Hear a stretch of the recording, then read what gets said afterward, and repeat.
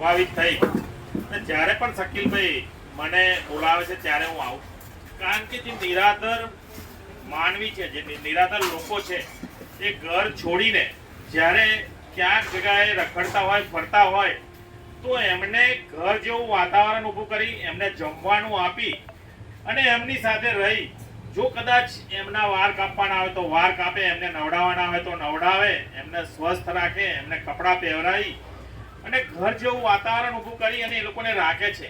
ખૂબ મોટું માનવતાનું કામ છે. આ માનવતાનું કામ શકીલભાઈ, એમની ટીમ જે કરી રહી છે, એમને ખૂબ ખૂબ અભિનંદન અને શુભેચ્છાઓ પાઠવું છું કે આ કામથી એમને પણ ખૂબ એનર્જી મળે અને જે કામ કરી રહ્યા છે કામ વર્ષો સુધી કરતા રહે.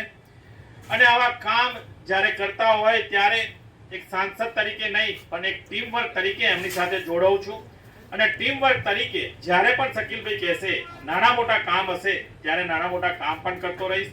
આ રીતનું જે સેવાનું કામ કરી રહ્યા છે એ સેવાનું કામ એ કરતા રહે એવી મારી બેસ્ટ વિશિસ છે. ભગવાનના આશીર્વાદ છે અને આવા કામ કરતા રહે. આજે 2 વર્ષ પૂર્ણ કર્યા છે, આવા નવા વર્ષો 20 વર્ષ 200 વર્ષ પણ પૂર્ણ કરે એવી પણ હું એમને શુભેચ્છાઓ પાઠવું છું.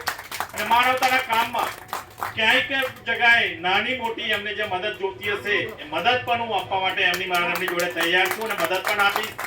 અને જે કંઈ એ 150 નાગરિકોને જમાડે છે દરરોજનું, એ પણ એક ખૂબ મોટું પુણ્યનું કામ છે. આ પુણ્યના કામ કરતા રહે, આપણે બધા ભેગા થઈ એમને પણ નાની મોટી મદદ કરતા રહે એવી આપણે સૌને પણ હું પ્રાર્થના કરું છું. અને આ જ એક પુણ્ય, એક જગ્યા આપણે બધા ભેગા થઈ અને આ પુણ્ય એમને કરીશું. પુણ્યથી આપણે જે માનવતાનું કામ કરવાનું છે, માનવતાનું કામ કરતા રહે એવી અભ્યર્થના, પ્રાર્થના. આજે મને એમને બોલાવ્યો છે, 2 વર્ષ પૂર્ણ થયા છે, મારું સ્વાગત કર્યું છે, પરંતુ સ્વાગત નહીં, એમની સાથે મળવાનો અને આપ સૌ સાથે મળવાનો એક એમને જે પ્લેટફોર્મ આપ્યું છે એ પ્લેટફોર્મ બદલ પણ હું શકીલભાઈનો ખૂબ ખૂબ આભાર માનું છું. હસ્તો બરાબર લાગી જાય.